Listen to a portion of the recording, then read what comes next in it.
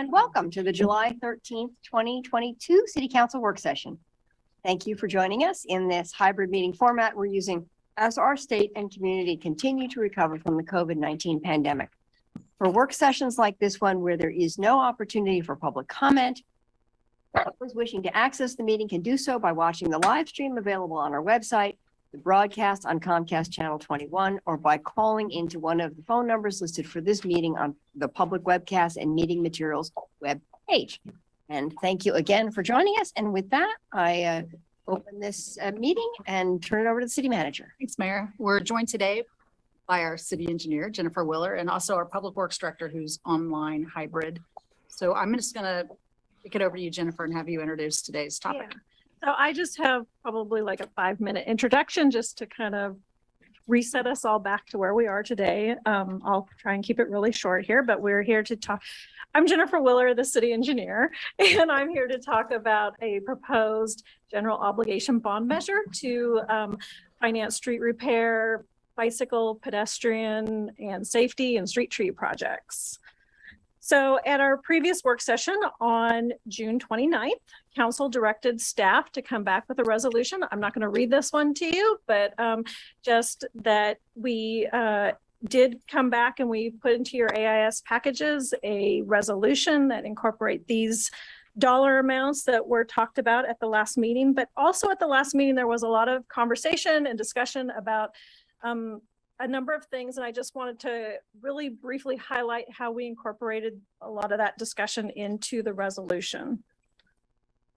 So first of all, on the street pavement preservation list, there are 43 named streets. We added an updated council ward list to the attachment, and it includes estimated inflated costs for the projects. We haven't done that before in the bond measure projects or for the resolutions, but we did that this time. And I just want to really note that these are high level cost estimates.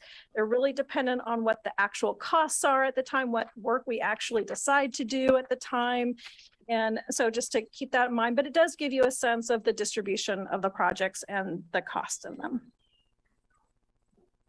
We also, for the walking, biking, safety, and street tree projects, we included in the resolution under recital J, a proposed distribution for the $15 million of funding associated with those projects. So that's $15 million total, $3 million per year, which was directed by council. And so we came up with these buckets. And in proposing these, we've considered funding source opportunities, the needs of the different systems, and what could be actually accomplished. And one of the things we also left in here was a $2 million bucket that would be unallocated that we could use opportunistically, like if grants come up and we need a match for similar types of projects that are already being funded by this bond. Also discussed at the last council meeting, we included in the resolution under recital H, some project selection and criteria process for the biking safety or walking, biking safety and street tree projects. Some of those criteria and processes that we included are geographic distribution and equity of infrastructure, public outreach, heat island mapping for street trees, facility condition, triple bottom line considerations, and 3 primary plans: the transportation system plan, the Vision Zero action plan, and the climate action plan. And also related to project selection is that in recital I of the resolution, it included the development of a project list based on the selection criterion process, and that project list would be published for public feedback and guidance from 3 identified committees and commissions. And so this is the wrap up that for council consideration today. You do have a resolution for adoption. There is also a motion in the AIS that is proposed on whether or not to have a neutral information tabloid prepared to send out to voters. And that is the end of my presentation. And I welcome any comments, questions that you might have to deliberate. Okay, thank you very much. I was definitely expecting to see Alan raise his hand and Randy. And Jennifer. Okay, and Mike. Got it. All right, Alan, take it away. Yeah, thank you, Mayor. This is a very important agenda item. Without this, our street circumstances go backwards. And I'm happy that we're moving forward with increasing the amount for bike ped safety and street tree programs. As the author of the original motion to double it a while back and previous iterations of this, more than happy to support that part as well. And that's included in here. But one of the things that I noticed about this particular resolution was the accountability mechanisms. And in the original accountability mechanism in the subsequent street bonds, we put in place a accountability mechanism to build and garner trust of voters. To provide accountability, we created a specific project list and was created so that voters could know exactly what they're buying, what's on the project list, and a mechanism to have an assurance that the promises that we made that we were going to do these projects are kept. So we added in a independent auditor, CPA of the work done, and also a civilian review panel to review for compliance.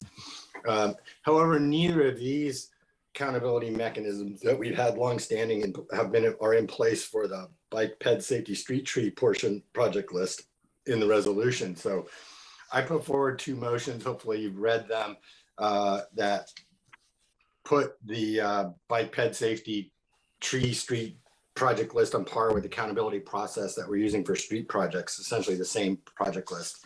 In section 1 of the resolution, it didn't provide for a role in the count by the council in the development or approval of the project list, but I think it should.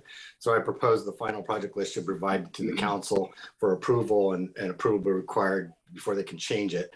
That's essentially how we do street trees. And then in section L, the resolution did not include a review of the bike ped safety street tree project list by the citizen review panel, but it should.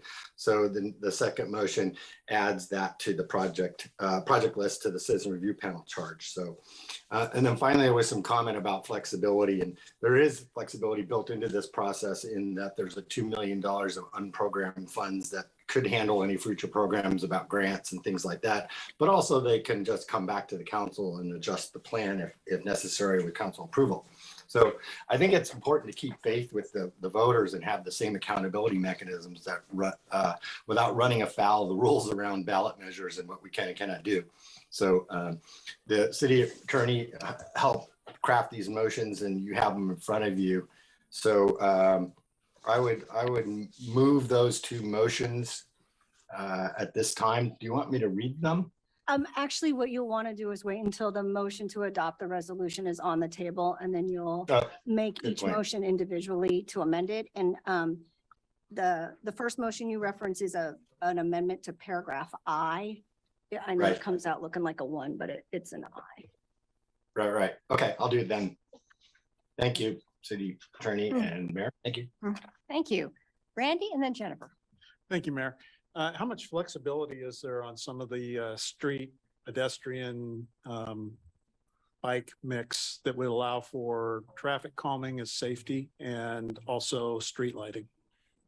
Well, I think this is where it's going to be really important, that public process that we go through and to figure out those projects. But I think that those are definitely things that fall under those buckets. And if that's what kind of comes out of that public process to determine the project list and gets approved by council, we could definitely have those types of projects. Okay, and then the other question I had, and part of this may be addressed with Alan's motions, I'm not sure. Regarding kind of the flexibility within the ward, for example, I see a couple streets on here in my ward that don't look that bad, and there's others that are train wrecks. Yeah. So the street list is not as flexible as what is being talked about for the walking, biking, safety, and street tree list. Okay. The resolution for the street preservation work itself basically says that council can't make any changes to that list until all the projects are complete. And so That's what we've been working under. That's been the same provision under the last 3 bond measures. And typically what has happened is that we've had more money left over at the end. So we completed all the projects and then council added more projects to the list. So there isn't really any flexibility in there. And yeah, it is a little bit hard. We are trying to project out because the first projects aren't going to happen until 2025 and the last projects aren't going to happen until, I guess if I do the math, 2029. So we are trying to project what we think is going to happen to some of those streets that might not look too terrible right now, but they're at a place where they're going to need that rehab to keep them lasting for another 20 years within that time period. So basically what I'm hearing you say is we have no input. Well, no, there's definitely input, although I think Matt was hoping that we would get some input on changing the streets before the resolution would be passed. Well, I was waiting to have all the corrections made. So I Okay. guess I missed my opportunity not knowing it was there. I just think we should be able to have a little input. The public certainly holds us accountable for what does and does not happen in this city. And it's kind of hard to do that when, we're told you can't change anything. So I'm a little frustrated with that. Thank you. Okay, Jennifer and then Mike. Thank you. So just to piggyback on what Councilor Groves was saying, I can understand his frustration with that, but my understanding is that the list is generated with scientifically based data that's collected by staff. Is that correct? It is. So, I mean, we have a list that's quite a bit longer than what we had here. And what we were really looking for is to have a geographic distribution so that we were equitable across all the wards, as well as with a focus on arterials and collectors, doing as much rehab as we can before streets fall into reconstructs. And then we also recognize that there is a need to try to get some more local streets. And there was also a request for some unimproved streets. So we reached out to maintenance on some unimproved streets that we regularly get a lot of complaints about and included some of those on the list. Okay, thanks. So one of your slides talked about the biking, walking safety projects as wanting to have geographic distribution and equity of infrastructure. And to me, those are very different because equity is not about equal, right? It's about who needs it the most. So I'm wondering how you're planning to balance that. I think that's a question that we have yet to figure out. That'll be part of the process. So once the ballot measure passes, then we can develop what that public process is going to look like. And I can certainly commit that we could bring that back to council of what our plans are, what that process looks like going forward. Okay. Yeah, I just want to, I understand why we try to make it equal from ward to ward. That makes sense to me, but I want to make sure that we're using the right vocabulary because the general public tends to often misunderstand what equity is, and it doesn't help us if we also use the words wrong, right? So I just want us to be really thoughtful about how we use those terms. And my last question is around the bike projects. I've been reading some studies that have been showing that painted bike lanes and paint doesn't necessarily make bikers safer. It can actually have the opposite effect because it makes drivers feel like somehow they're protected when they're not. So when we talk about infrastructure, are we talking about like actual physical infrastructure, or could a painted bike lane qualify? I think probably all of the above. Okay. So we are really trying to be strategic and targeted to what are the safety needs on the particular street that we're looking at. And in some cases that might be hard infrastructure that needs to be built. And then in other cases, some painting might actually help with the situation. All right. Well, I mean, I know you guys, I trust you guys make good choices. I just wanted to point out that, when we're spending money, limited money, right? I want us to be making choices that are really making people safer and not necessarily just making us feel better, right? While we're on the streets. I think that's it. For Alan's motions, I don't have a problem with that. My understanding is that the 2 million flexible funds would still be flexible for staff. You wouldn't, is that how the motion works here? My understanding is that that funding would be flexible to the same extent that we would use the same process that we use right now for those active transportation projects, that we use all the plans and we Right. use the different committees and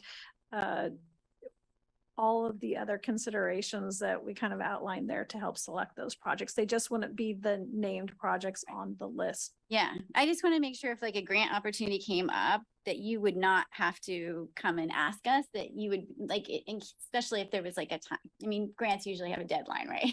So I want to make, so you'd still have the flexibility to be able to allocate that money. Okay, that's I think excellent. so. All right. That's it. Thanks. Actually, I just wanted to address, I was hearing Counselor Groves's comments earlier, and I think, this project list is your list. So I think the whole idea about it not changing after you vote is that accountability mechanism, that these are what we're telling the voters we're doing. And so that's built in, that you don't change it at that point. You can change it now. You could move to substitute a street on here. It's your list. I mean, we're presenting it and we're presenting what we think is the best from a public works infrastructure standpoint.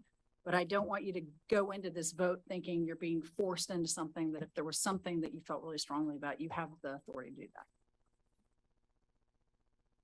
Thank you for that clarification. Mike and then Matt. Thank you, Mayor. We received some recent information via email on the public process involved with this and the addition of the business community as a part of that.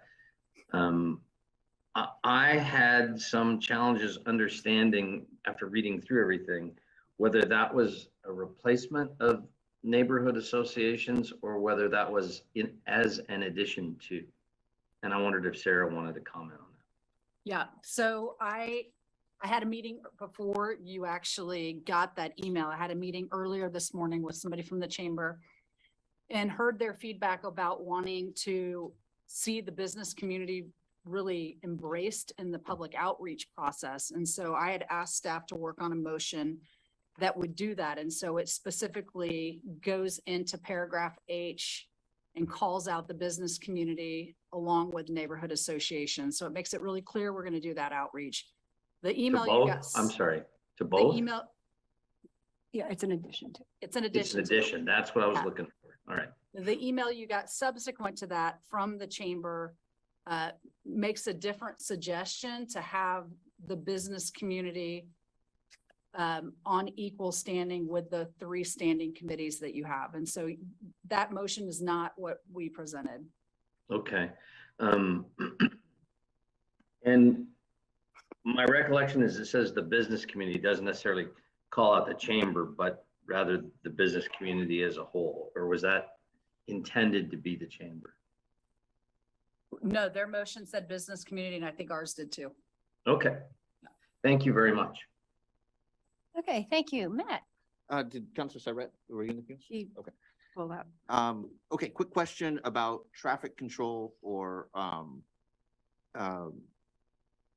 safety. Are there any roundabouts in any of these proposed projects? I don't know of any off the top of my head. That's helpful, thank you. I want to share with you some feedback I received from constituents that I felt was worthy of discussing before we advance this. The resolution in front of us, in section 1, calls for an issuance of a maximum of $61,200,000, which tracks with the same 63 cents per $1,000 of assessed value.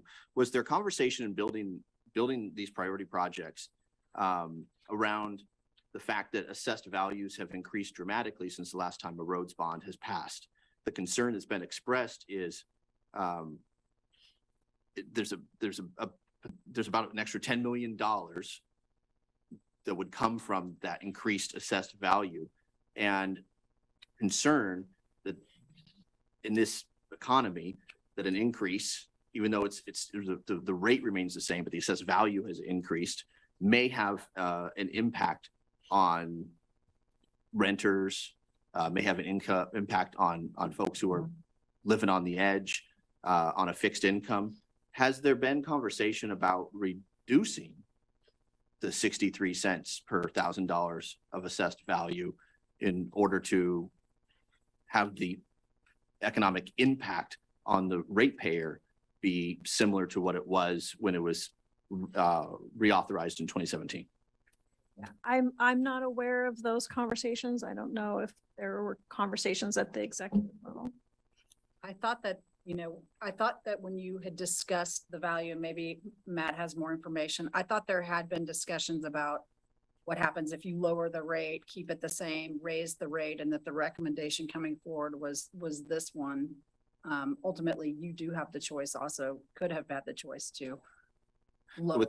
With this Goldilocks scenario, we're kind of in that just right.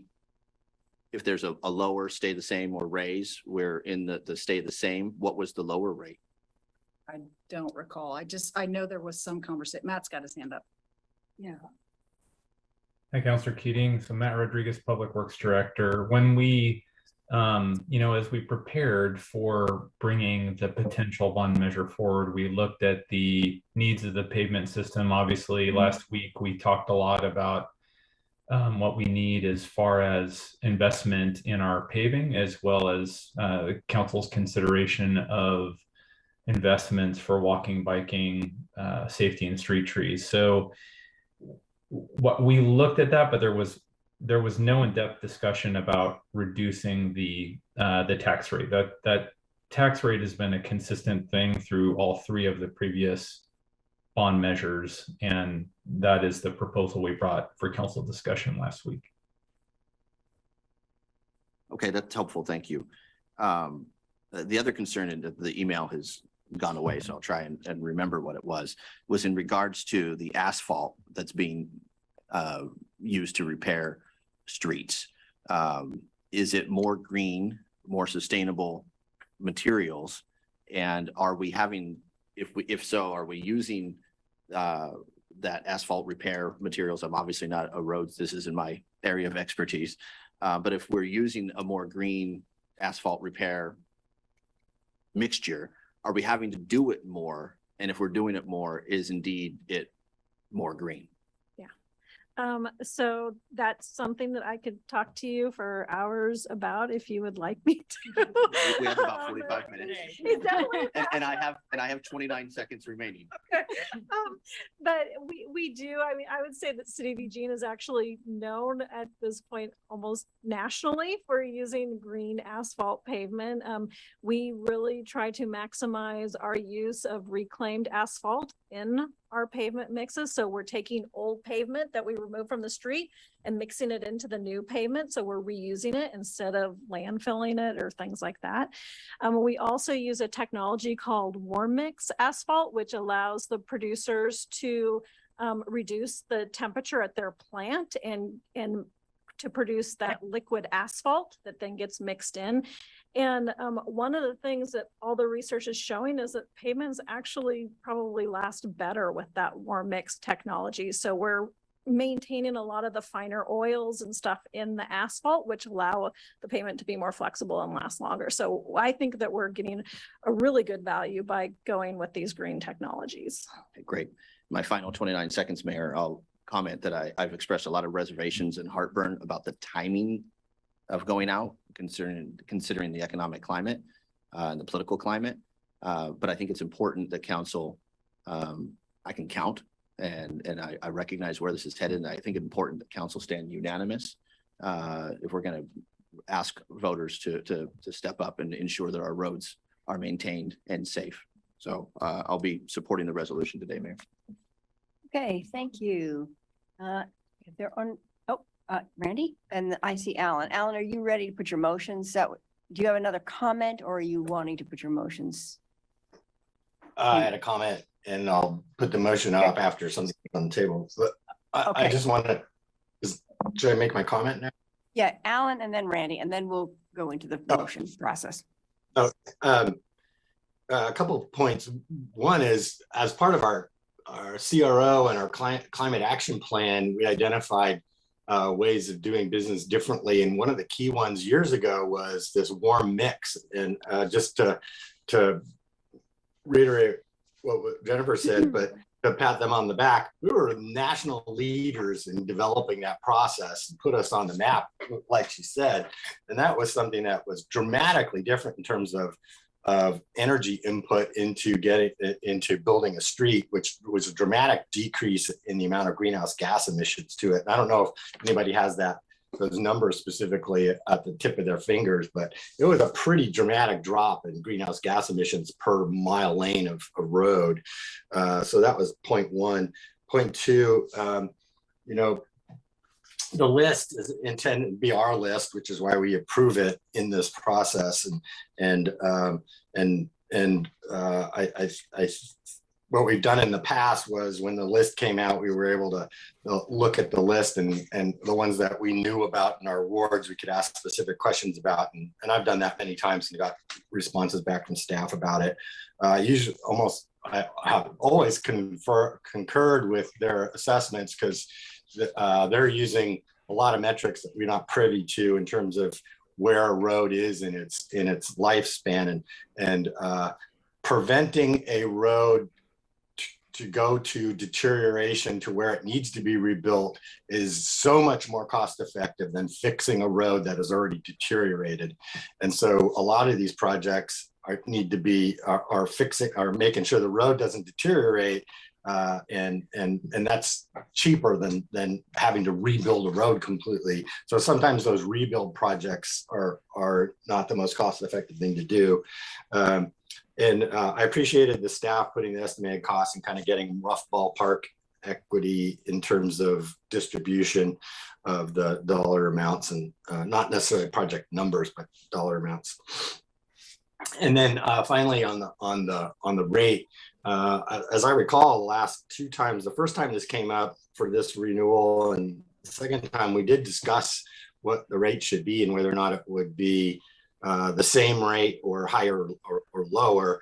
And it was, I thought, the overwhelming consensus of the group that it should remain the same. The rate stays the same, so that the 63 cents didn't change. So everybody, so it was basically a redo of what we've been doing for the last several years.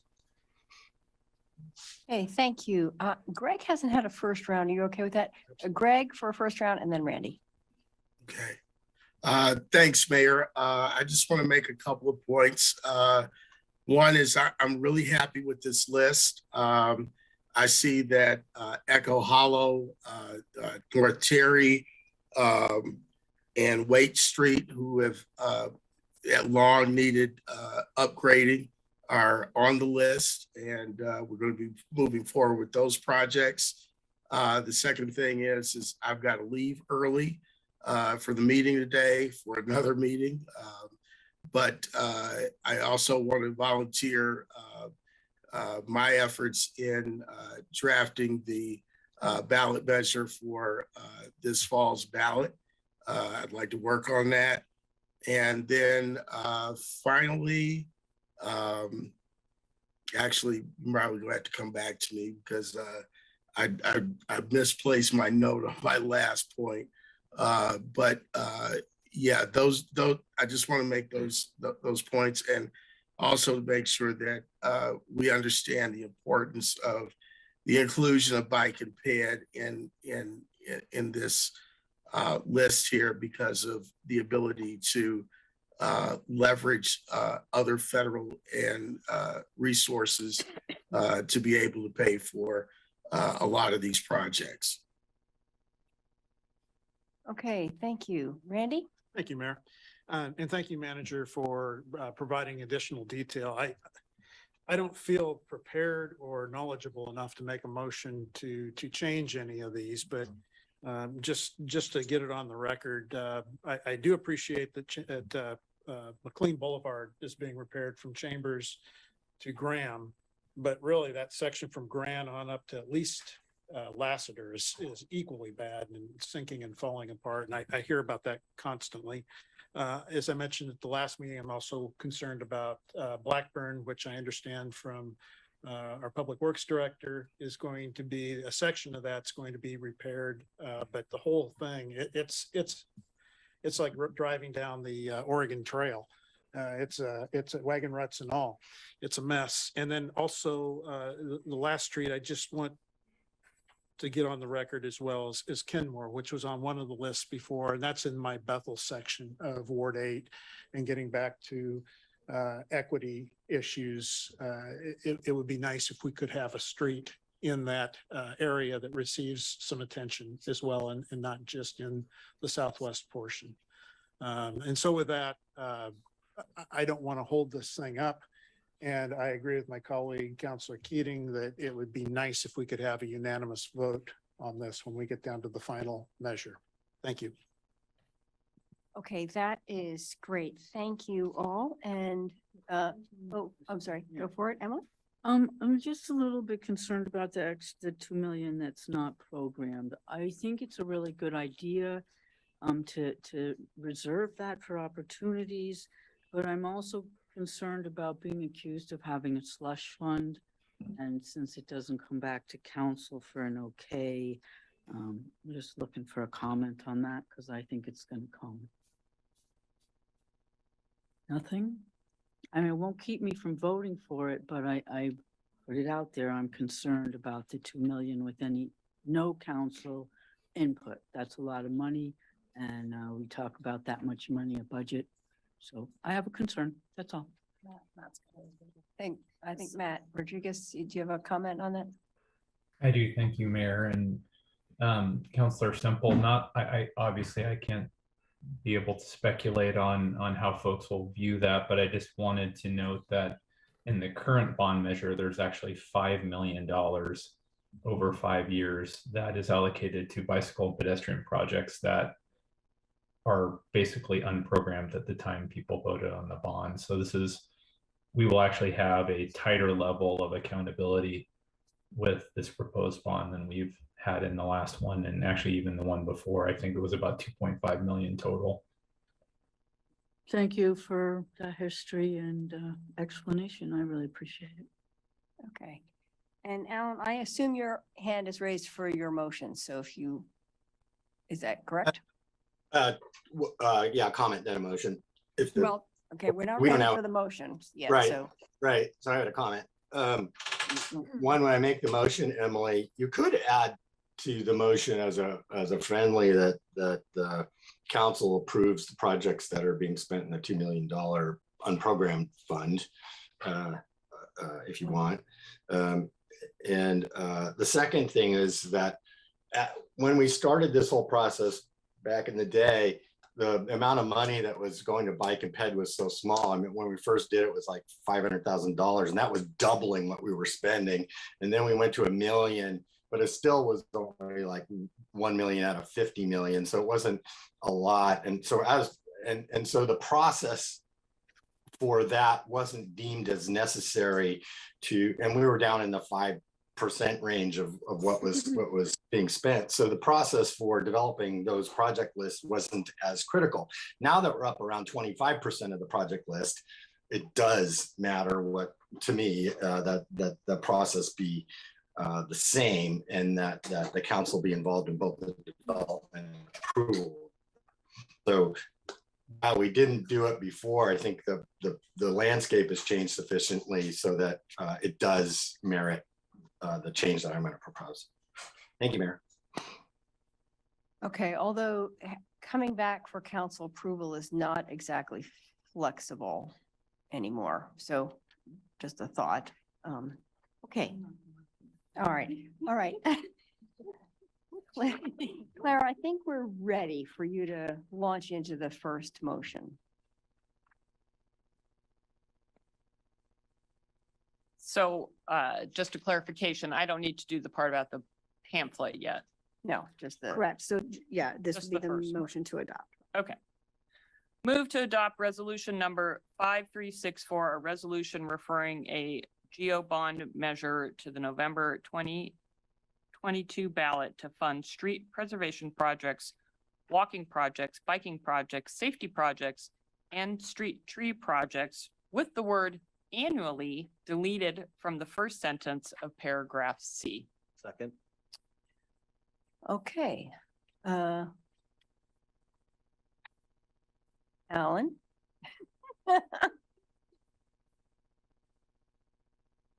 You're on mute.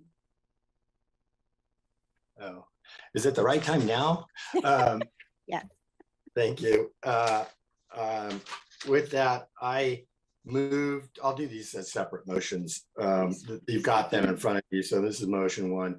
Move to amend paragraph I of the resolution so that the final two sentences of that paragraph read, the final project list adopted by the city council will be completed by June 30th, 2023, and will consider community feedback, guidance from the three identified community committees and commissions.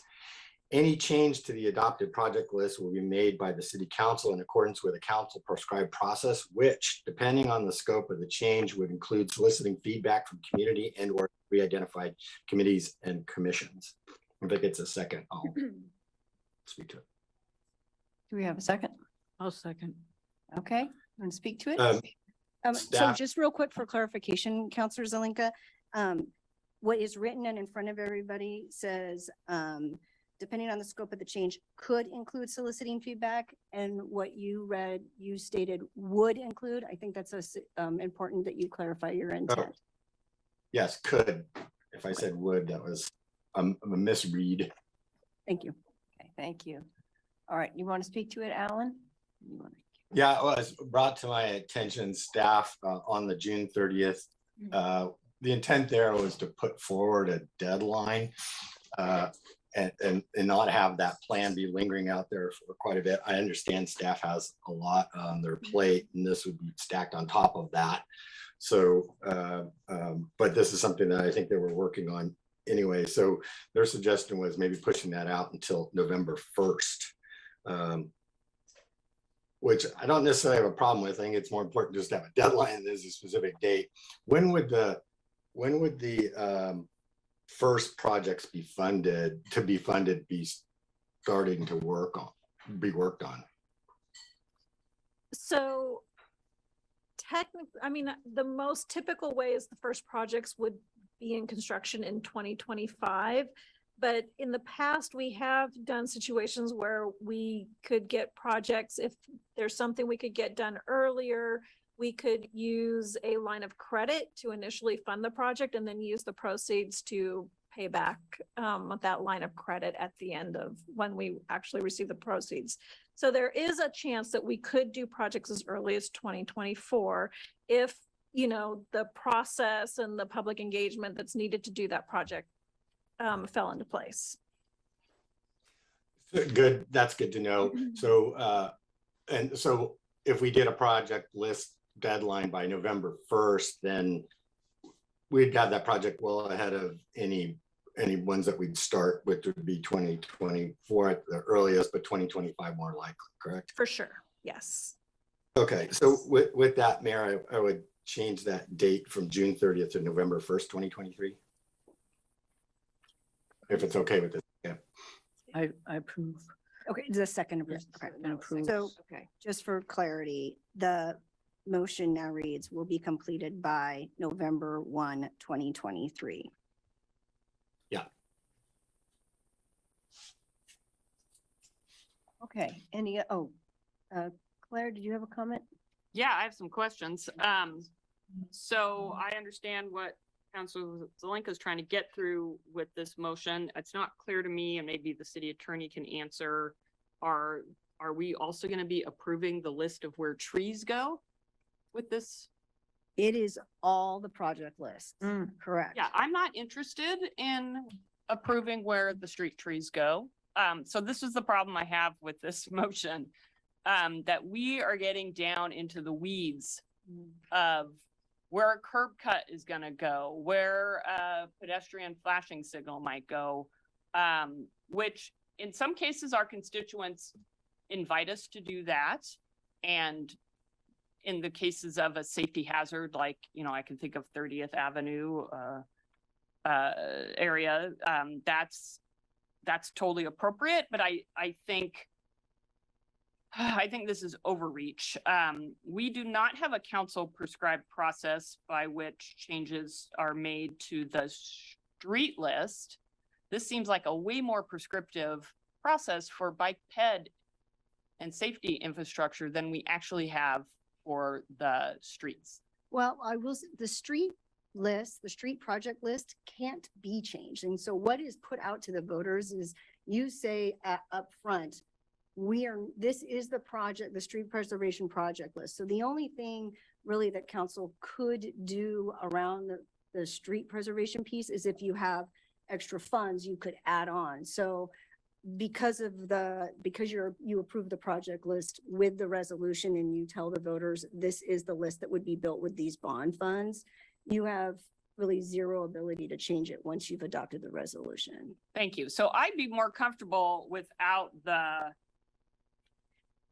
second part, I guess, and instead say, you know, what's been outlined in the resolution, which is how we will work with stakeholders and the community and neighborhood groups and our three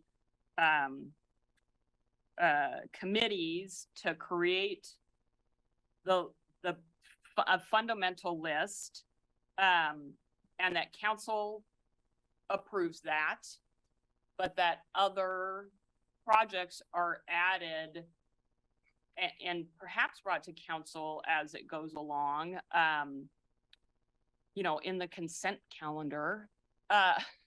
So I'm just trying to find a way to not have us voting on, are we going to put a tree on the corner of 5th and Adams? Because that is not our job. So I don't know, Councilor Zelenka, if you can, because I'm going to vote against this the way it is right now. So I don't necessarily have language to provide to make it work for me at this point. Alan, did you want to comment? Yeah, two comments. One, this process is actually more lenient than the current process for streets, because you can't change the street project list, period. You can only add to it if there's money available. So this adds a little bit of flexibility. My intent with the language of the city attorney, the way I read that is it's a project list. My expectation that a tree at a particular location is not a project. It is, there's going to be street trees in this area and there are going to be 25 of them, and that's the overall project. And I wouldn't expect us to be at the level of curb cuts or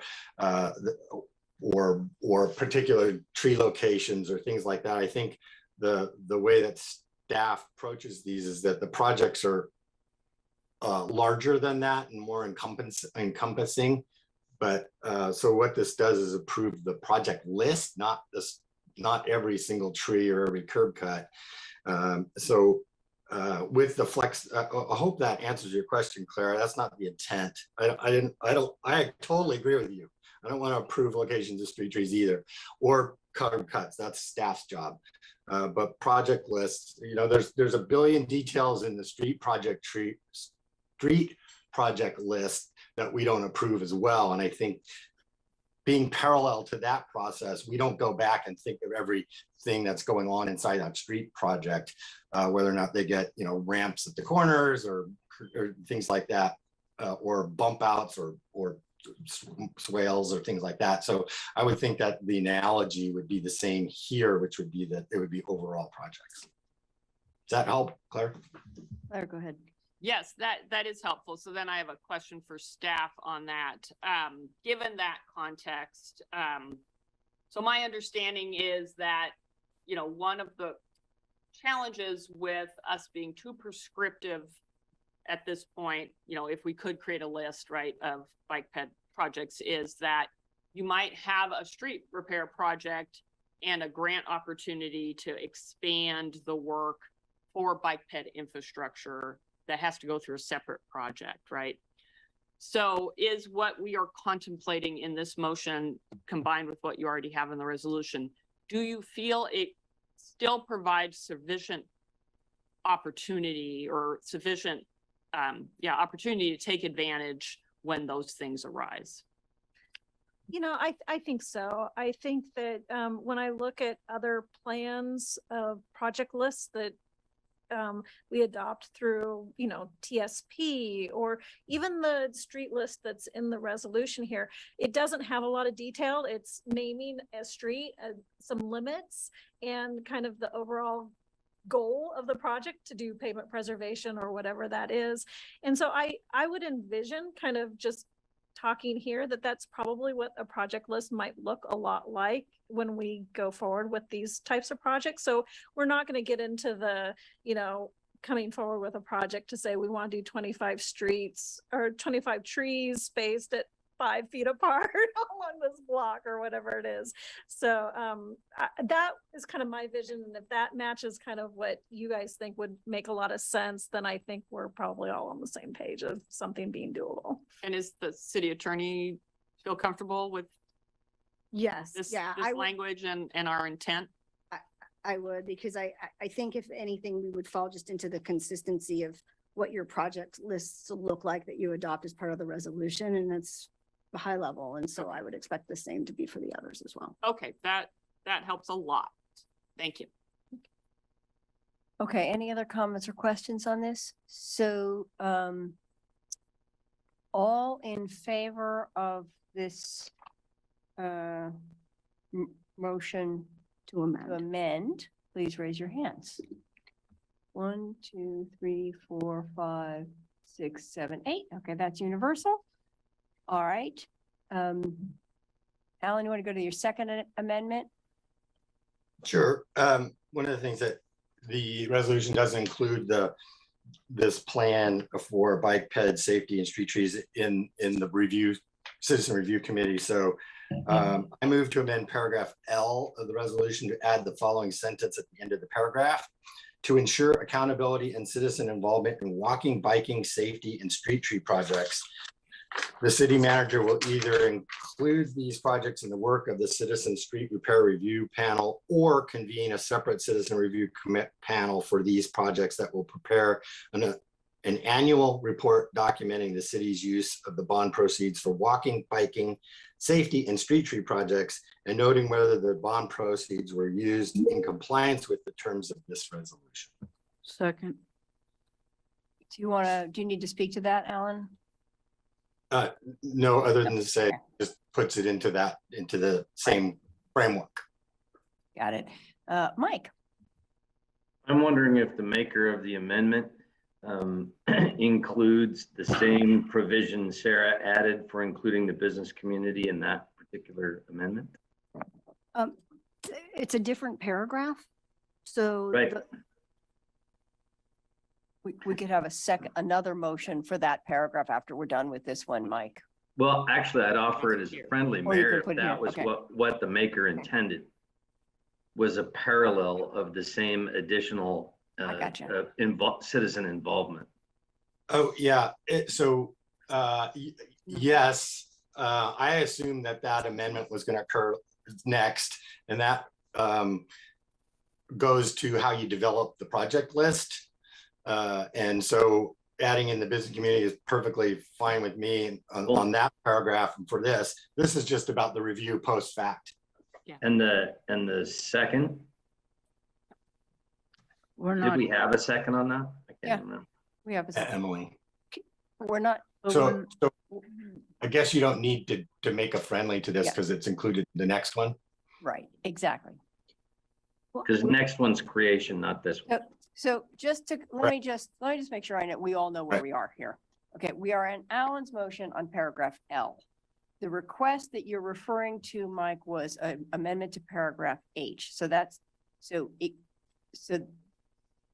unless I guess you're suggesting that we make that amendment in paragraph L in addition to paragraph H? Is that what My you're suggesting? intent, I did not have enough time to review Alan's additions here. My intent was to make sure that it was parallel and consistent with the changes added earlier today that Sarah made. I don't, yeah, so I would say that this, Counselor Zelenka's motion stands alone. And then if, depending on how that passes or fails, then a separate motion be made to amend paragraph H. And if those three things happen, everything will be consistent. I'll make that one when we get there. Thank you. Perfect. Thank you. That's perfect. Okay, any other comments on this motion? Matt, please. Uh, with respect to my friend and colleague, Counselor Zelenka, this is like a Melville level of a rather lengthy sentence. It's, That's on me. got it, okay. I didn't write it. Copy that. I provided the content. So when we passed the Lane Community College bond a couple of years ago, when the college passed, when the voters passed the bond, the board, rightfully so, were wise to do so, established a bond oversight committee. That's the piece that I see here in this motion. Convene a separate citizen review panel. And then I look at L and it indicates the city manager will convene the citizen street repair review panel. So this motion creates a second oversight committee? So it creates it leaves the option. What Counselor Zelenka was generally asking for was to have a parallel citizen oversight committee for the repair and tree and projects.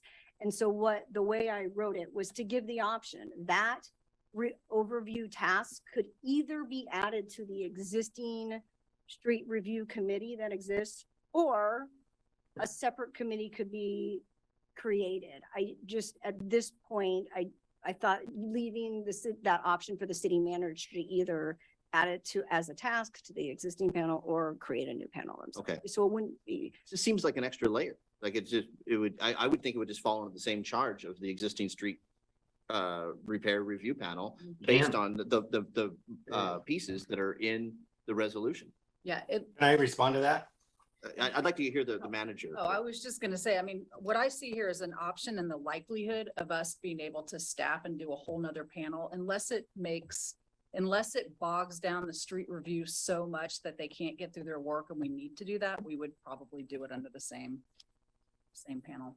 Okay, thank you. And I would like to hear Councilor Zelenka's response as well, please, if it's okay. Mayor. Yeah. So paragraph J, which has, I'm sorry, L, which has the work of the committee, only refers to the street trees and not to the bike ped safety street projects, not the bike ped safety street trees project. So what this does is just it expands the existing oversight process of the citizen review panel to include the new list of bike ped safety street tree projects. It's not, and so it's not intended to be another layer. It's intended to do parallel construction for both the street trees and how they're being reviewed with this, because so without this motion, there is no citizen review of that project list for bike ped safety street trees.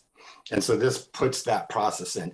I kind of like the flexibility of what the city manager said, which is, well, if it's a lot of work to go through this as the citizen review panel, and if we find that getting bogged down, or we find that it's a different group of people that we want to look at the list of bike ped, then maybe we create a different committee to look at that.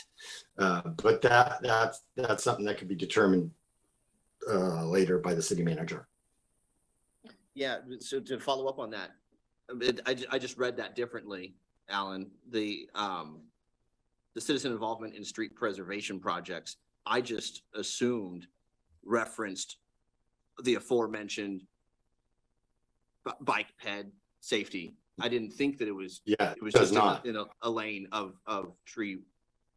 I see the manager shaking her head. So we're reading the same thing, but we're reading it slightly different. Can I get clarification, please? Well, I can tell you how I wrote the motion, but then I'd also like Jennifer to speak to what is done in practicality, because what the prior resolutions have all said and what this one was proposed to say was a citizen review committee for the street preservation projects. That's how it was written. And so what Councilor Zelenka is speaking to is, we want it to be clear that review committee will also look at all the other projects. And if they're not looking at it, there's another committee that's formed that does it. So that's the intent of the motion. But that's what the resolution requires, and that's what the citizens would know they're voting on. But Jennifer, if you want to speak to Yeah, so I practical- would just say that under the current bond measure, I think part of it is just the name of the committee because they're called the Street Repair Review Panel. There's kind of assumption that they're only looking at the streets. But the way that I read the bond is that they were reviewing all the expenditure of the bond proceeds. And so their annual reports to council have always included all the projects, not just street preservation projects. But we're also talking about increasing that quite a bit. And so I think that that's really fair what the city manager said, that depending on the process and whether it gets bogged down, maybe we want to have a separate committee. The current committee is a pretty diverse interest group in that we do have active transportation committee representation or advocates on that committee right now. So we do have a group that looks at all the projects. Okay, thank you. I think I've kind of, this conversation has helped me get to a point where I think I'm sold in that it brings more stakeholders to the table and gives the manager more flexibility. So I appreciate the walking me through it. Thanks. Thanks so much, Alan, for floating it.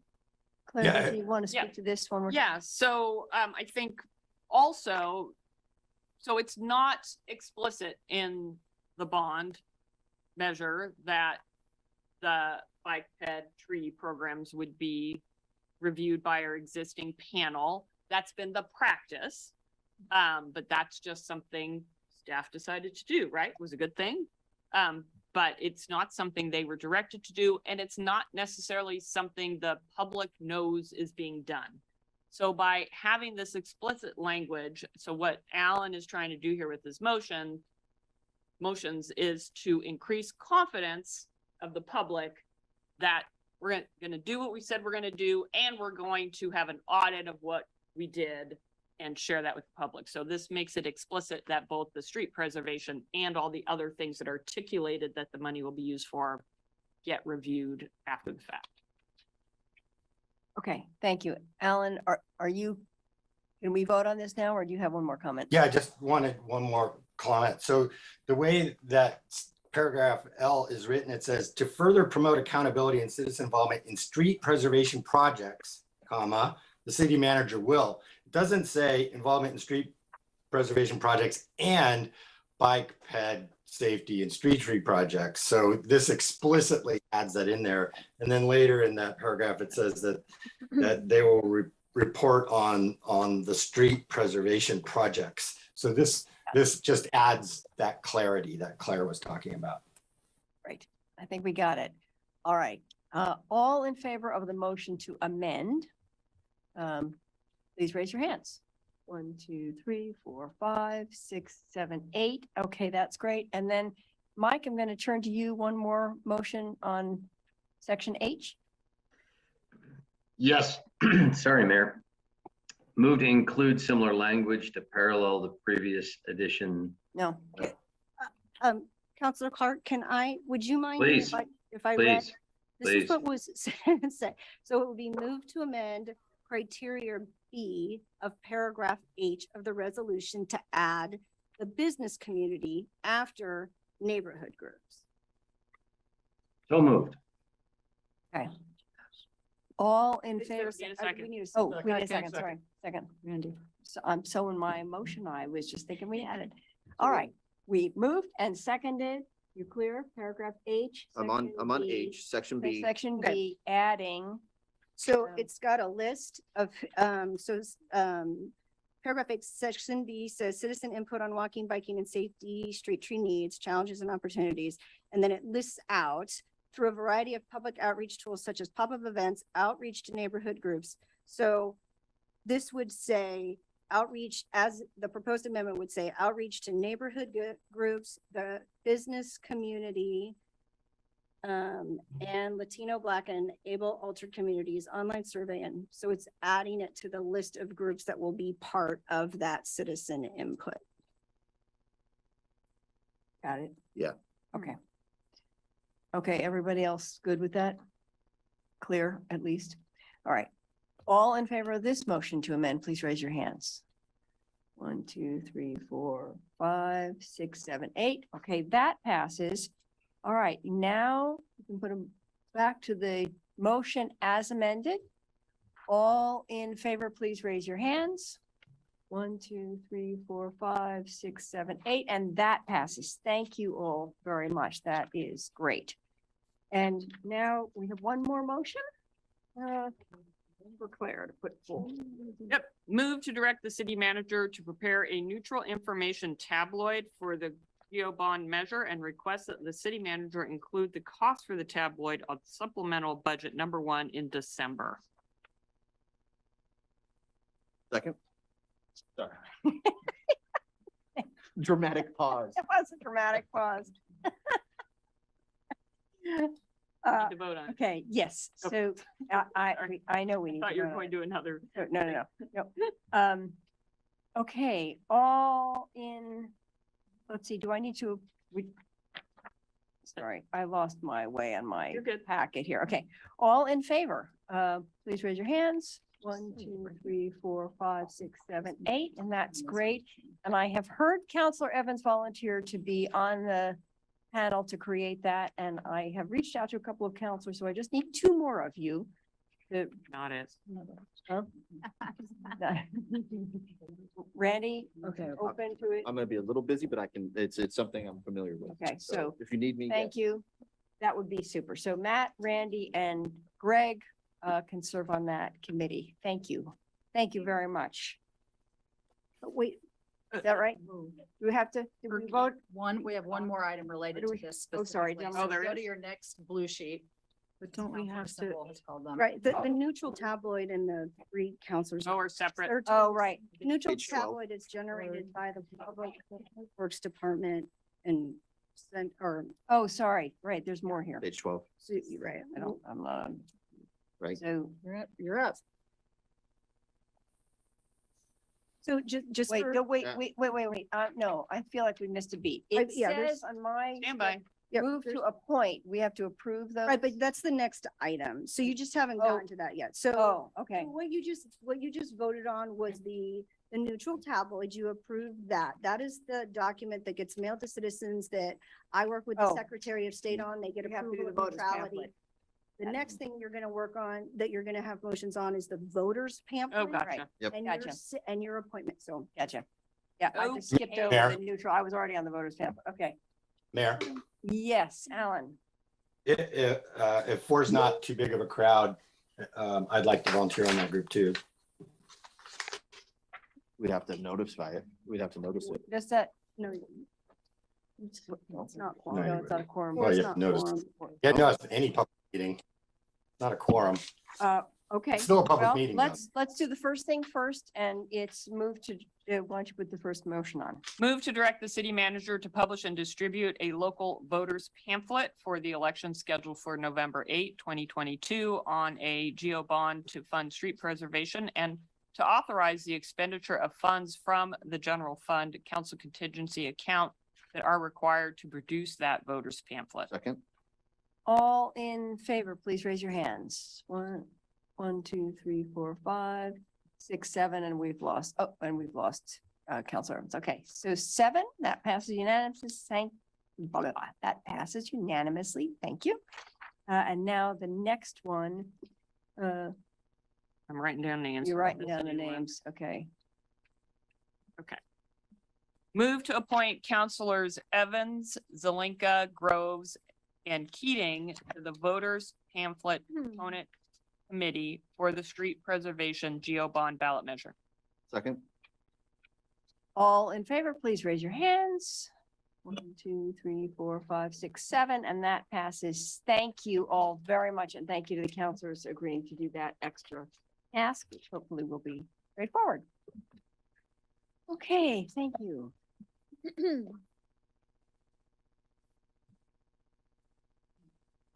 Shuffle, shuffle.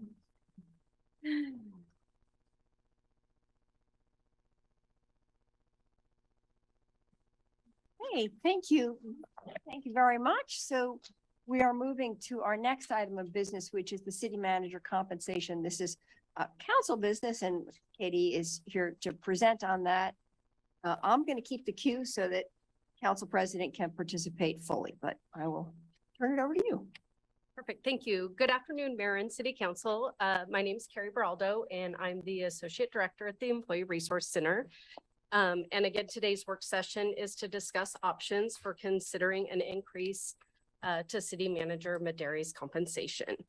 So I'll provide you with some background information and then walk through the attached market data that was included in the AIS to inform your conversation.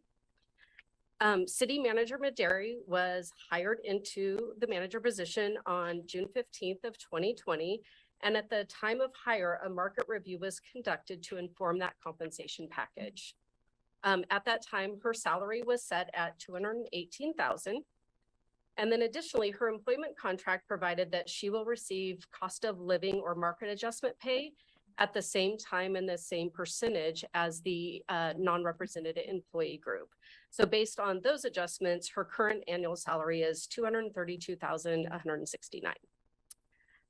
The employment contract with Madari stipulates that City Council will, at the time of the annual performance evaluation, consider increasing Madari's compensation. It was generally decided that consideration of increasing her compensation would occur subsequent to that evaluation process. So as a reminder, you all did the evaluation process in December of 2021. So again, today we're here to talk about the compensation. A little bit of background: under the previous city manager's employment contract, merit-based adjustments were determined through a specific rating system that was part of the annual evaluation process. So specifically, as part of that process, counselors rated the city manager on a scale of 1 to 5, and those individual counselor ratings were compiled and given a weighted average, and that determined if the city manager was eligible for a set merit increase that was either 0, 3, or 5%. While the current employment contract with Madari provides that council can annually consider a merit increase to her compensation, there's not an associated rating factor that dictates what that compensation increase should be. Additionally, the city council does not have a salary range established for the city manager position. So establishing a range for this position and then setting Madari within that range could actually help with future discussions in terms of what you would want your merit process to look like on an ongoing basis. That's also consistent with our normal city practice, is establishing a range for a position and then determining where a person falls within that range. So I'll walk through a little bit of the data in the market data, the attachment to the AIS. First of all, the attached market data contains some of the same comparable jurisdictions that were used in 2020 when Madari was first hired. You'll see that it includes information about the actual jurisdictions, so such as the population or number of employees, the total budget, and then it includes data that's specific to the comparable position, so the salary, deferred comp, retirement. As you can see, not all of the jurisdictions included provide a full salary range. So for instance, the city of Salem has a full range, a minimum of the salary as well as a maximum. But those like Gresham and Hillsborough don't have a full range. Those amounts that are listed in the maximum salary column are what the current incumbents are receiving for pay. So it does make it a little bit tricky when looking at comparing ours, since we don't have a range to those. Some of them have ranges, others have one single amount similar to what we have right now. And then just on the bottom section there, that's really just specific to the city, Jean, and city manager Madari. Again, it'll list what her salary is, as well as the deferred comp aspects of it. And then I would point to the data also includes average and median for the various salary components. So you'll see that in that grayed out area. So basically looking at the median for all of those different components up to and including the total compensation. A salary range based on the median minimum and the median maximum salaries would put the salary range for our city manager position at $220,000 up to $281,760. However, council is free to establish whatever salary range for the city manager position that it does deem appropriate. And then lastly, once council establishes a range for the city manager position, Madari would need to be placed within that range. Again, her current salary is $232,169. A little bit of data just to help with this is the executive recruitment firm that we have used previously, SGR, has stated that generally a city manager's salary would be at least 10% higher than the highest paid executive position in the organization. So that would, for our organization, that would be 252,013. So that would be 10% above our highest paid executive. So again, council can either set Madari's salary within the established salary range today, or you could authorize council president to negotiate with Madari a salary within that established range. At this point, I'll turn it back over to you, Mayor. I'm happy to answer any questions as you all have a conversation. Okay, thank you. Are there any questions from council about this data or this process in any way? No? Do you have a plan for a motion to put forward? Hoping to get some Insight. feedback from our colleagues. Yeah. Any feedback on whether you want to establish a range or whether you, yeah, Randy? Well, since you're asking, Mhm. I think we have a very good city manager.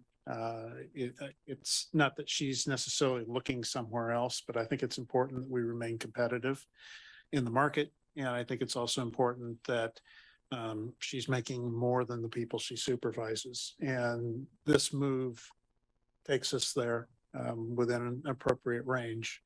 So I'm supportive of going ahead with it. I think that's enough. Thank you. Okay, thank you. Mike, and then Alan, and then Emily. When Randy said this particular proposition here, what was that to the 10%? If I could, sir. Do you want me to clarify? Yes, please. What I'm looking at in terms of the data or what's presented in front of you is establishing the range based on the market data's median and maximum. So that would be a range of 220 up to 281. And then if you wanted to place Madari within there, the data that I provided was just 10% above the highest paid executive. So that's that 252. Yeah, and I'm fine with the 252. I'm not in favor of establishing the range as it drives other municipalities' considerations, and it's an inflationary cycle I don't want to build into a process. But if anybody had questions about Sarah's having earned that salary, I would just remind them and say, I don't know, pandemic, fire, incredible piles of new things to pay for all in your first, temporary 6 months. And she performed like a rock star. So from my point of view, she's one of the best we've ever had. And I think she's earned all of that. So. And I will add also just, Councilor Clark, based on what you just said, the 252 number, that is based on kind of the executive recruitment, that's kind of the at least. So I'm just hearing your comments. I want you to know like that 252 of the 10% above the highest paid exec is kind of like, well, at least you're there. So if you want to anywhere to range all the way, if let's say you set the maximum at 281, all the way up to 281, you can people get placed at the top of the range. So I'm not interested in establishing a range, but I am interested in my colleagues' comments, and I'm open. Thank you. Okay, Alan, and then Matt. Yeah, thank you. Okay. Mayor. I too think we have an excellent city manager. I think she's doing a great job. I think what this does, though, it doesn't require automatic steps or anything like that, but it does give structure that's consistent with the way we treat other employees in the city of Eugene. So I like the structure aspect of the salary range. I absolutely think she needs to be making a substantial chunk more than the people she supervises. That's common practice, and we should follow that practice as well. The other thing is that this gives some headroom for Sarah to grow into in terms of salary. So if it were capped at 252, I would have a problem with this, but it does have some headroom for future increases. Finally, this is a council created range. So if it becomes problematic, we can change it. Having said all that, is this salary range gonna be indexed or is it gonna be static? Was the last part of what you said, is it going to be set? Indexed or? Yeah, it would move. Is it gonna so be The salary range indexed or would, set? the salary range would increase, and what the proposed motion would be is any salary range would increase at the same percentage and at the same time as any COLA that adjusts all other non-reps. So the salary range would change and she would change with that, just from a COLA perspective. That was what we would recommend for the contract, just to make sure that keeps staying true to any COLAs. And then you would still every year need to be acting on the merit component, but yes. Correct.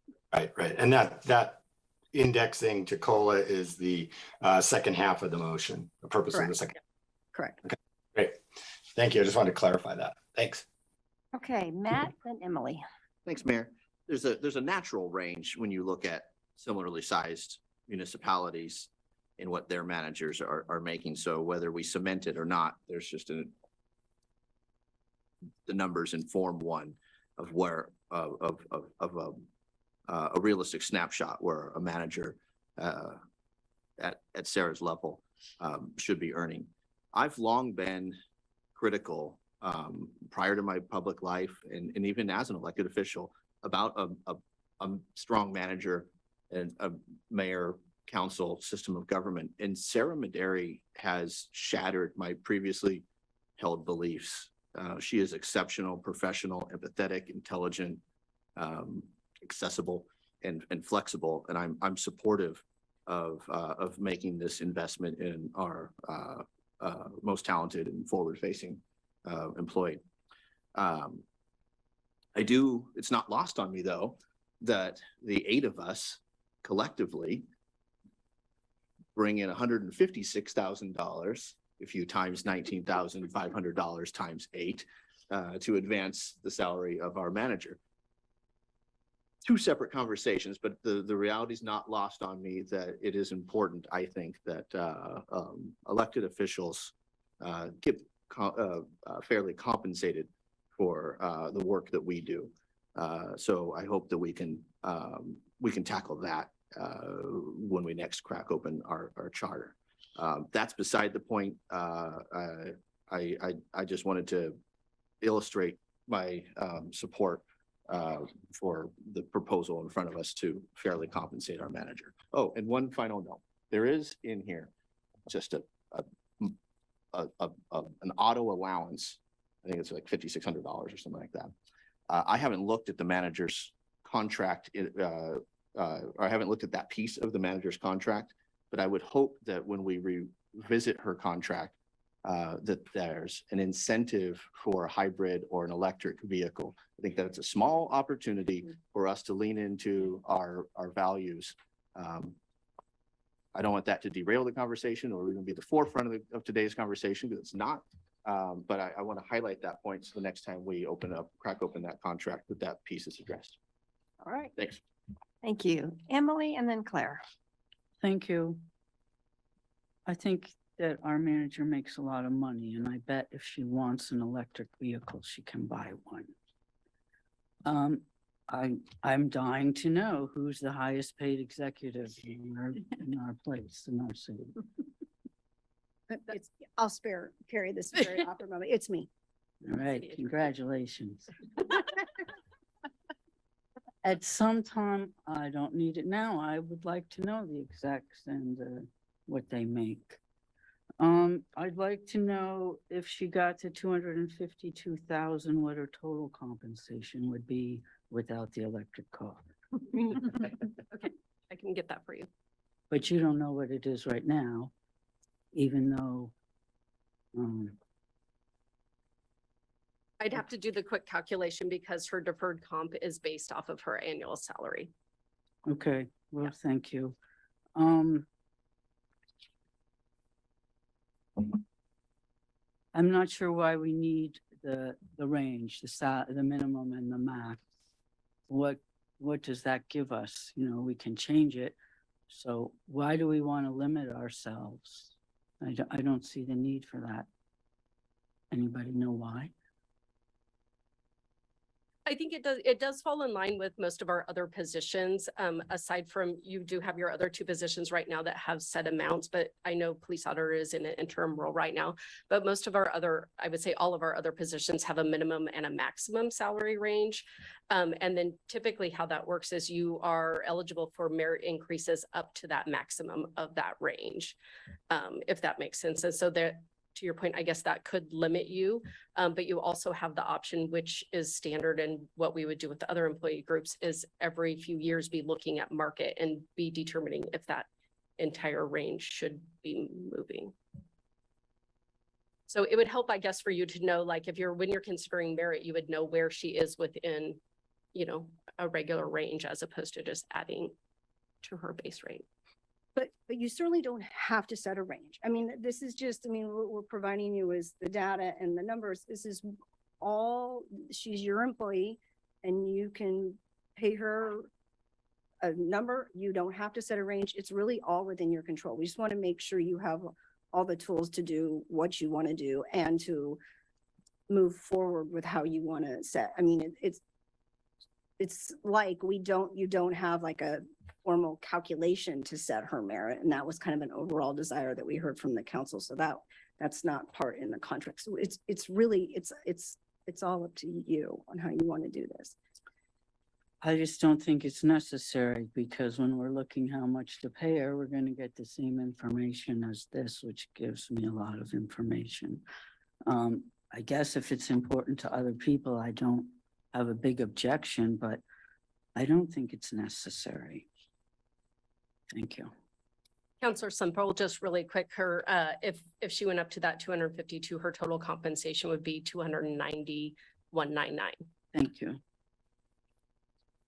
Okay, Claire and then Jennifer. Yeah, thank you, Counselor Groves, for kicking off the conversation. I really appreciate that.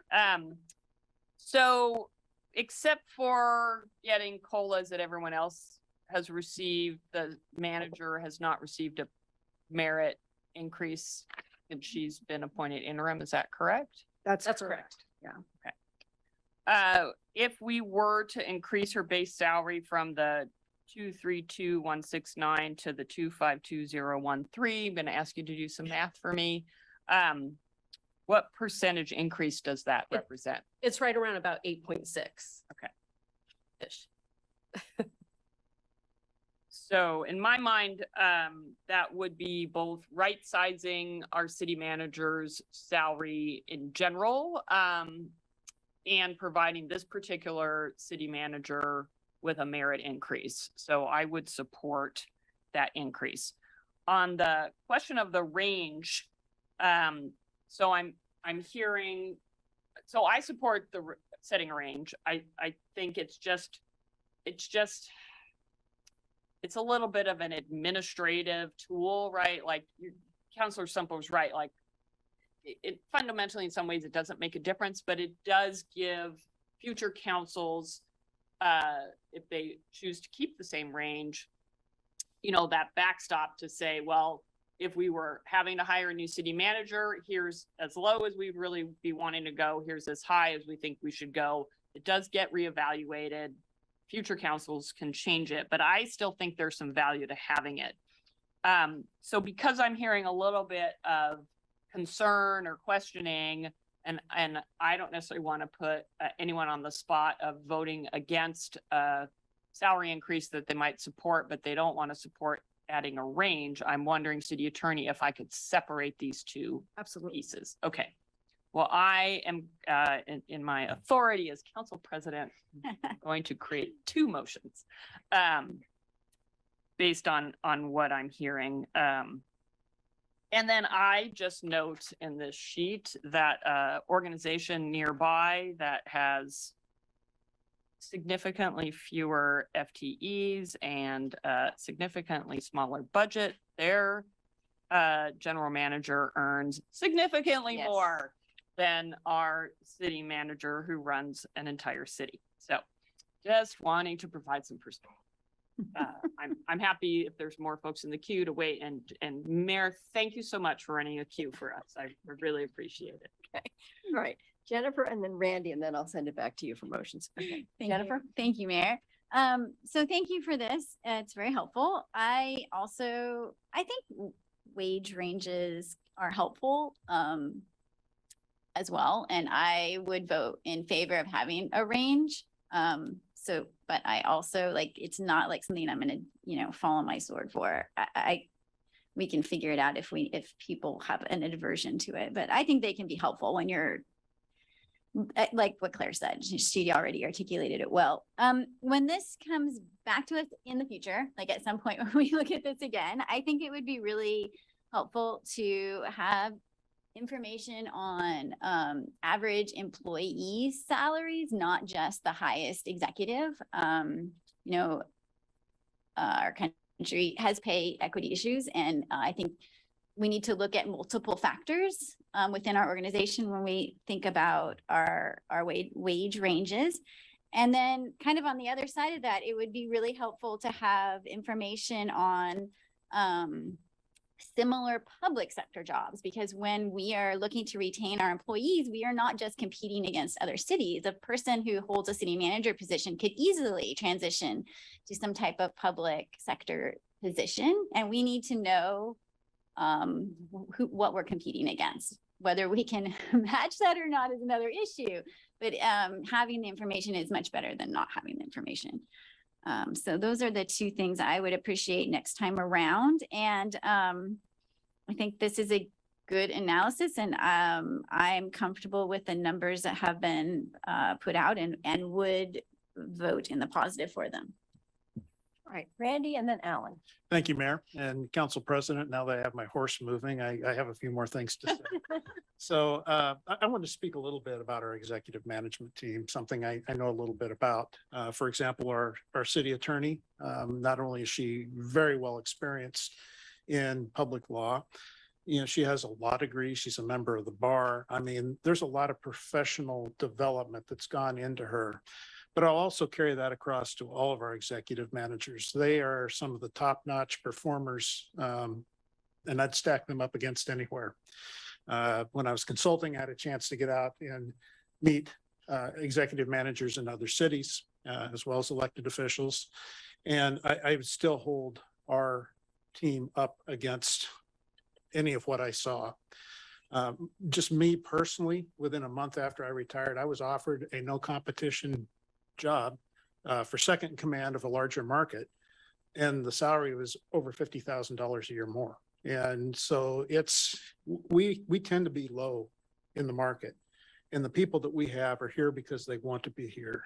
But I don't think they should be penalized for that. So you pay for what you get, and you get what you pay for, as my father used to always say. So anyway, I just wanted to add that little bit of personal observation and experience, and one more time express my respect for our executive management team. Thank you. Alan. Yeah, I don't have any comments. Although I wanted to let everybody know I have a hard stop at 1:30. I could probably go 1 or 2 minutes late, but I'll have to leave if we don't vote. Thanks. Okay, well, let's get ready to vote then. All right, so I'm gonna put the compensation for the city manager on the table first.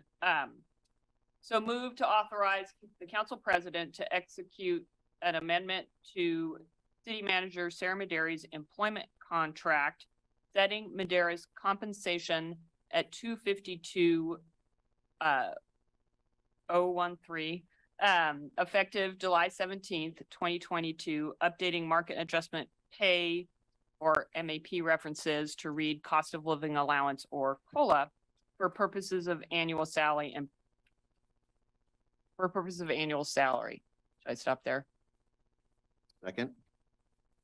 Okay, yeah. I don't want to confuse the two things. Yeah. No, all right. Yes, question. When we hired Sarah, we looked really heavily at how much Salem was paying, since they're roughly the same size. I think Eugene is harder. I think the number 252,013 is crazy. And I'd ask for a friendly to change it to 260. Can I make a friendly on my Yes, motion? yes, please. Well, you can make the friendly. Oh, I see. So you're proposing to increase the salary that we're offering her to 262, is that what you said? 260. 260. Just rounding it up. Oh, I see. I'm fine with that. Who was the second? And we haven't had a second yet. There was a friendlies out there. Oh, wait, so Well- we need, so you would actually just Oh, say. oh, no, if I'm there sorry. Hasn't been a second. No, I'm sorry. No, No, I the misspoke. motion was seconded. Motion by was second. We Council haven't had a Vice second. President. You haven't had, yeah, sorry. So do you accept, if, I heard Counselor say. I do not. Okay. Okay, So so you then would just need make to a move to motion to amend. amend. Just say, I move to, you can. I say- move to amend the city manager's compensation to 260,000 per year. Second, From 252. Yes. correct.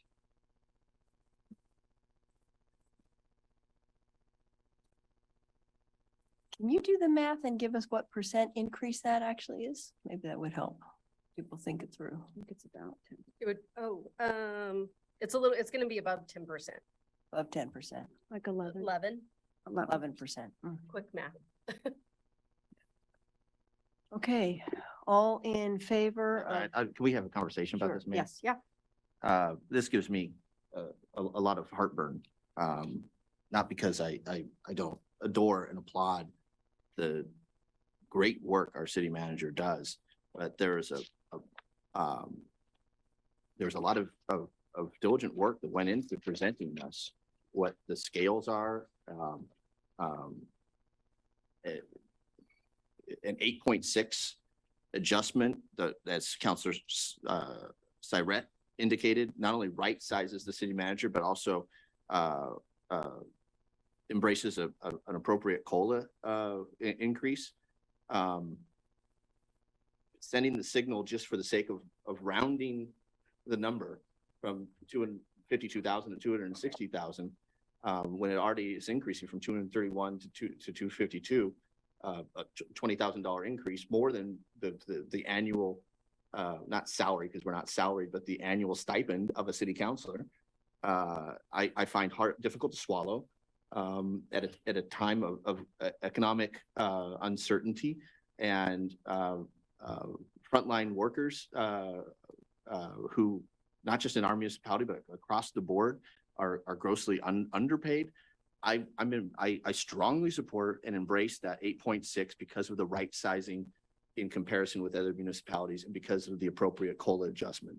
I think it sends an inappropriate signal just to adjust for the sake of creating a nice round number.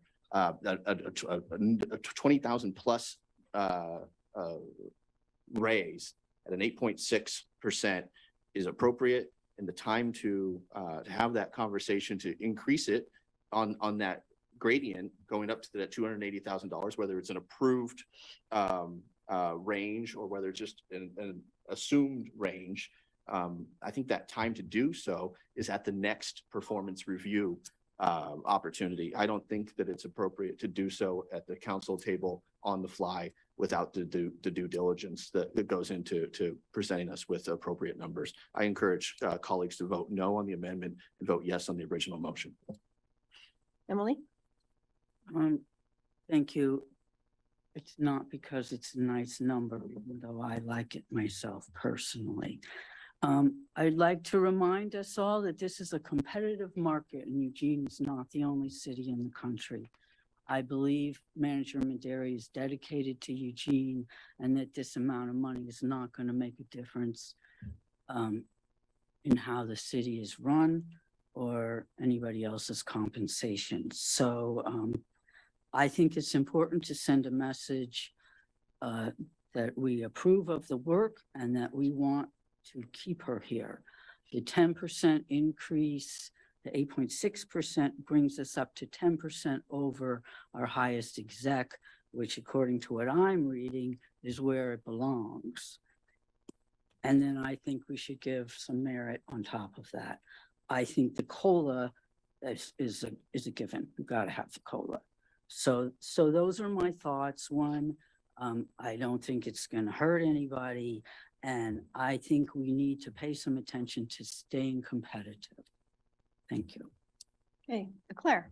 I see the city attorney might want to weigh Okay. in too. I just wanted to address real quick the COLA. The COLA is happening. So her current salary right now of 232 includes the COLA that is happening. I just.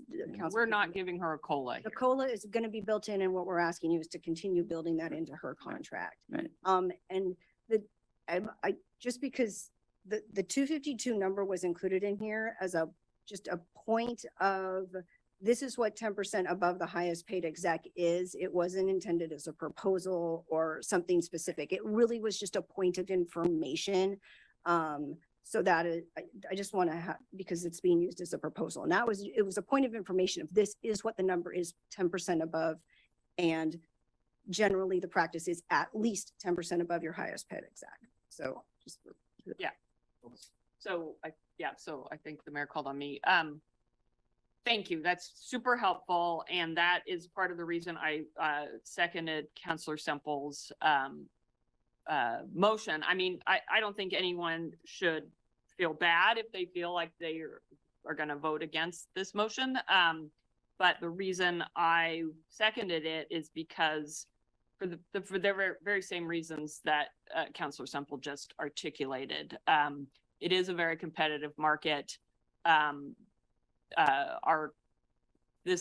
Sarah has performed exemplary, far beyond, I think, any of our expectations. And while I agree that she is committed to the city of Eugene, we can't presuppose that she might not be tempted away by a really good offer. And while we might not even be able to match that offer, the fact that we are making a statement about moving her up in a significant way, hopefully would help countermand any pull of a better offer. So those are my reasons for supporting this proposed amendment. All right, Mike? Thank you, Mayor. I'll say again, pandemic, fire. I agree with Claire and I agree with Emily. I'll vote in favor of the motion. And I recognize that compared to what else happens in the marketplace these days, especially, that's quite a lot of money. But then again, the city manager, by the way, Fort Collins, Colorado is smaller than Eugene. Bellevue, Washington, smaller than Eugene. And both of those city managers' complete compensation packages, both of them are over $395. So, and Fort Collins is over 400.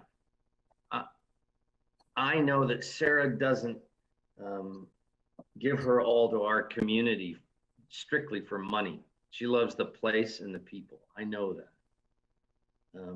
But real is real. And who knows what comes up in a person's life where they may need, for whatever reason, to earn a larger chunk of money before retiring or whatever.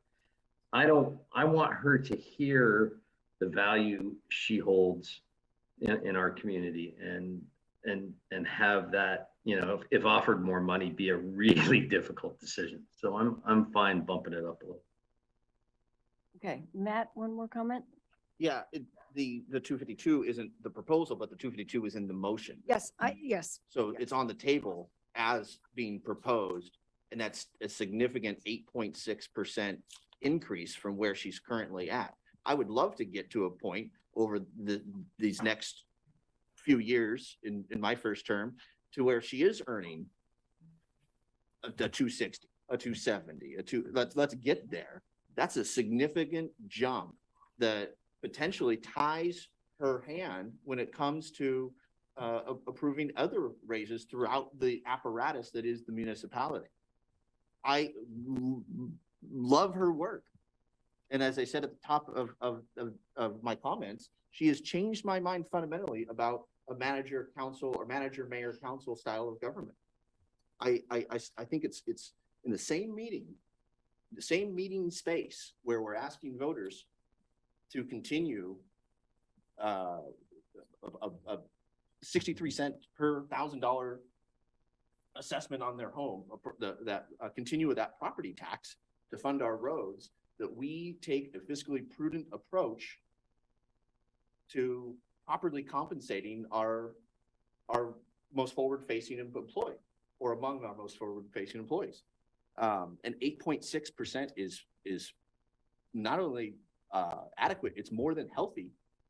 And I think that the 260 and the 270, I think there are goals to get there without even codifying them. I strongly urge caution, colleagues. I urge a no vote on the amendment, and I urge a unanimous vote, please, on the original motion. Thank you. Randy? Thank you, Mayor. I know this is going to sound counter to what I just said a few moments ago about our executive team and the manager and the exemplary performance. I am concerned about the sticker shock for the public, especially at a time when we're going out for another bond. And this is not a value statement at all. I'm just concerned about the bigger picture and these next steps that we're going to need to take as a community, and some of the things that are looming in the future, not knowing where inflation and everything else is going. I think I'm siding with my colleague, Councilor Keating. Now, that's not to say I don't want to see maybe a multi-year effort to move up the ladder and do it in an incremental fashion that I think might be more palatable for our public. And that's the only reason I'll be voting that way. I support where you're headed with this, Councilor Semple. And I think we need to get there. It's just, I would rather see a sequenced set of steps. Thank you. Okay, We're ready for I a vote. think we're ready for a vote. Okay, so all in favor of the motion to amend, please raise your hands. 1, 2, 3. Opposed? 1, 2, 3. So then it fails, right? Because I can't, do I vote The on mayor this? can't break a tie, and my understanding Robert's rules, a tie vote. Why can't the mayor break the tie? Process question. Because I don't vote on, and that's, I'd consult the charter on that. I'm not sure that's. I don't know. I mean, generally speaking, what we've always said is, and this is what it's come up and it came up, is the practice is you as a council make the decision to hire, and you as a council make the decision, but the mayor, there's nothing that prohibits the mayor from breaking a tie. Okay. There's nothing that prohibits the mayor from breaking a tie. I wasn't aware of that. I have Okay. a question. Yes. Even though we haven't included the mayor's, we're agreed we wouldn't include the mayor's vote Well, or the compensation. well, so as you're thinking, I'm thinking now about the exact words of the charter. This has never come up for me before, so just bear. Of course it hasn't. Bear with me for a second. Let me just check the charter as we're talking, because what the charter says is it's the sole authority of the council to hire and set the compensation up. So, Is there a definition of the council in the index? yeah, the council is 8 counselors. So the fact, I mean, the council's still making the decision. I'm thinking and talking at the same time. It's always tricky. The council's still making the decision to set it, but the mayor really becomes the deciding factor. And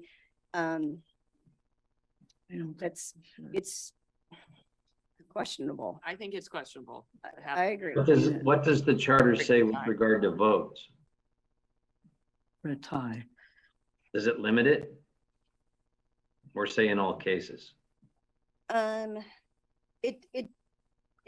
Yeah, hold on. It doesn't limit it. You know, I mean, you've lost 2 of your counselors. Right. So how about there be a motion to table and just a Yeah. motion to postpone until the next meeting or something, just to give your colleagues a chance to vote. So right now what you have on the table is a motion to amend. And then you can, someone can make a motion to postpone to a date certain, and then you can take it back up then. Yes, Councilor. Point of information, if that motion fell, because it's an amendment, there's still the original motion on the table, and we voted to approve that motion that's on the table. would the counselors who were in the affirmative for the amendment have the authority, as per Roberts, to bring back that amendment when there's a full complement? You mean a motion to reconsider? A motion to reconsider at our, that way we wouldn't have to vote to table. It just would be understood because that motion. No. Yeah, So I'm gonna intervene as council president and suggest, it's already 1:45. I've got a 2 o'clock work meeting. I think we can, I will, move to table until our, Monday, the 18th, 7:30 session.